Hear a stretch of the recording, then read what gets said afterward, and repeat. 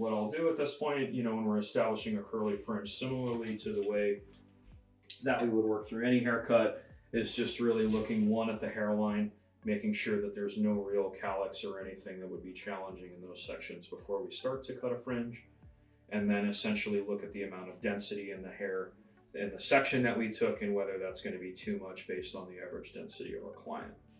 So what I like to do at this point, based on the amount of hair that we have to work with here, is just essentially establish where our bang section is going to live first, which to me is going to primarily sit about to the corner of the eye on either side, up to about the apex of the head, or maybe just behind the round, essentially, where that starts to shift. More modern fringes, you can typically work a little bit further back into the head, knowing that you're looking for something that encapsulates a little bit more weight in those sections, like shags or mod bangs or anything that you would think of and the like. Once we have that established, we'll make a point to essentially isolate the section that we're going to be cutting in those bangs. I like to take this in about 3 individual panels to the back of the section, starting with what's right in the front, just taking a square line right across the section of the fringe to establish a guide and then turn the line that we want to see based on that grouping. And then we'll add to it as we work down the front of the haircut. I'll have my client sit forward slightly so that way these essentially elevate away from the face, and then essentially cut something that really gives us more of a round, semi-shag look to the way that we want our fringe in this case. So we're going to be working with a little bit of elevation knowing that. And what I'm going to do is I'm going to take just essentially a center section right between those eyes. And then what I'm going to do is I'm going to work with minimal tension, elevating that out from the head. And then essentially cutting on the flat of the curl, we're going to establish where we want our length to sit. I'm going to put that just about at the eye line. So what I'm going to do is I'm going to hold that out, and then I'm going to work just right where the flat of the curl sits in my hands. And just remove that length. And then spread that out. Since that grouped off a little bit, and look at the effect that it gave me. And then we'll essentially use that as a stationary guide and then over direct into that section to be able to follow the line. So you'll notice I just grab that same piece of hair with minimal tension, over directing the previous section to it and then anchoring where we took our initial pass. You'll notice that slight over direction starts to give us a little bit of a round effect in the fringe. To the opposite side, I'm going to work the same way, using the same elevation to the same sections for the same reason.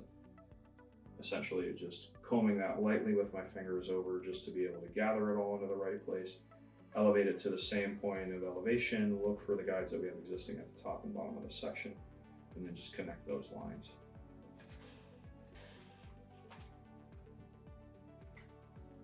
At this point, you'll notice we're now adding to that same section, and I just took probably the section that was about the next inch behind it and pulled it down over that section like a veil just to essentially get an idea of how that's going to fit based on our original cut. And so again, we'll take a center section as our guide, through that panel.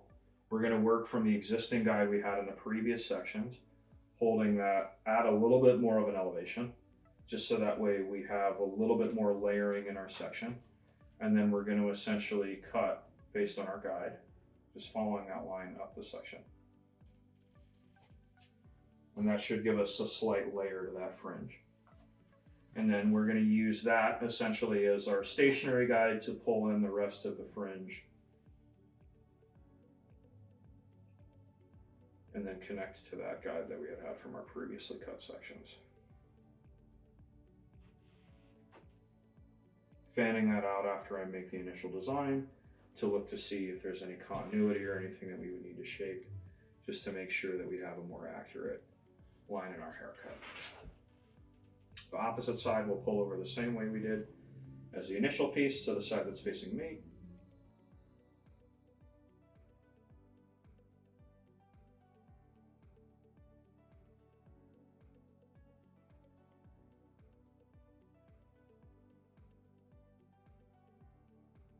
Those down, parting them out, and then looking at the effect that we created in our line. Last section pretty much just brings in the top of that section to the front. Pulling that down. At this point, since we were running out of hair, we shouldn't have a lot to cut other than what really lived at the top of the bang section in the first place.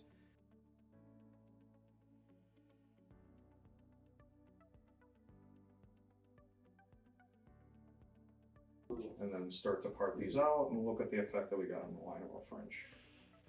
So far, that's going to give us a way better anchoring point to decide how much of the sides we want to pull into the haircut based on the framing that we're going to now cut, using the existing corners in our fringe to be able to essentially follow that line down into the length of the hair.